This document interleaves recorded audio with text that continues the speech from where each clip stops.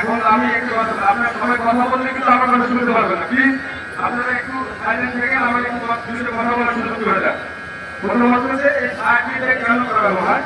দেখা গেছে আমরা যারা এখানে চাকরি করি তাদের পুরোপুরি মনে থাকার জন্য,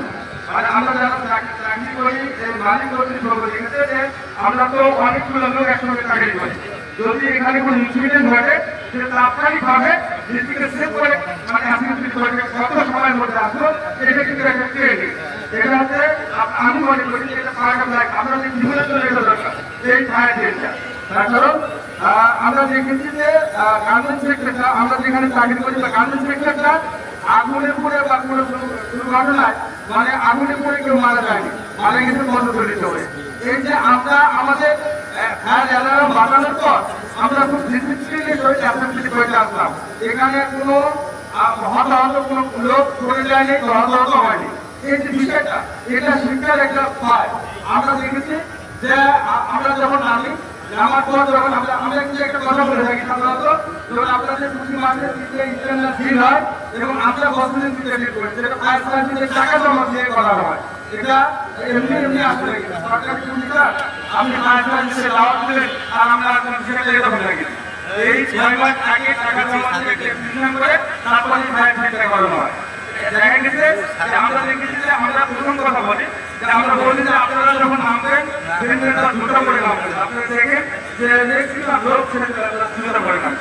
এটা কেন আমরা মনে করি, প্রথমত আপনি সিঁড়িতে বা একদিন দিয়ে নামতেছেন, নামার পরে পিছন থেকে কেউ যদি আপনার শরীরের জুতা পরা যায় আপনি কিন্তু পড়ে যাবেন, শুধু আপনি একাই করলেন না যে আপনি আরো 10 জন সিঁড়ে পড়ে গেলেন, এই 10 জন লোক আর উঠতে পারে না এবং কর্মবিলিত মারা গেছে আমাদের চোখের জায়গায় কথা। অতএব পরবর্তী থেকে অবশ্যই আমরা এই কাজটা করবো না, অবশ্যই কাজ করবো। এখানে আমরা আরেকটা জিনিস দেখেছি যে এই টাইমিং দেখা যাচ্ছে যে এটা আমার জানা আছে এই অ্যাগ্রিক এখানে 5টা অ্যাগ্রিক আছে, এই 5টা সিরিজে আমরা কোনটা আমার কাজের সিরিজ সেই সিরিজে আমরা দ্রুত করতে আজকে ফিট করতে আসবো, কিন্তু দেখা গেছে যে ম্যাক্সিমাম 3টা বা 4টা আমরা ব্যবহার করেছি আর 2টা এমনি করে আসে। আমরা এটা কখনই করবো না, তার কারণ যদি কোনো দুর্ঘটনা ঘটে সেটা আমরা নিজেকে সেভ করার জন্য খুব দ্রুত আমরা খুব ঘোরাঘুরি করি না, তাড়াহুড়ো করি না, কে আগে কে যাবে এটা করি না আমরা। অতএব আমরা যেটা আমাদের কাজের সিঁড়ি হবে সেই সিঁড়িতে আমরা নামবো খুব মানে এমন ডিসিপ্লিন মানে নামবো যে আমার ধাক্কা লাগিতে কেউ করে না যায়, এটা কিন্তু মাথায় রাখতে হবে। আর একটা বিষয় হচ্ছে যে এটা কেন আমরা হিসাব করে দেখেছি যে প্রতি বছরে ফায়ার সার্ভিস ডিল করে এবং আপনার এখানে সেফটি অফিসার আছে প্রতি 3 মাস পর একটা হলে টোটাল বছরে 7 থেকে 8টা ডিল হয়। আমরা যদি এই প্রতিষ্ঠানে 5 বছর চাকরি করি তাহলে দেখা গেছে 10 থেকে 12টা ডিল হয়ে যায়, 12টা প্লাস মানে 20টার কাছাকাছি ডিল হয়ে যায়। এই 20টা ডিল করতে মানুষ অভ্যস্ত হয়ে যায়, যদি কোনো ইনসিডেন্ট ঘটে তাৎক্ষণিকভাবে আমরা আমাদের নিরাপদ আছে যে যদি ফায়ার অ্যালার্ম বাজে তাহলে সুন্দরভাবে আসলে করবো কোনো হতাহত ছাড়াই। এটা হচ্ছে একটা লজিক। আর দ্বিতীয় হচ্ছে যে আমরা দেখেছি যে আমরা যারা এখানে চাকরি করি আমাদের যদি কোনো অপহানি ঘটে আপনি যত ধরনের বড়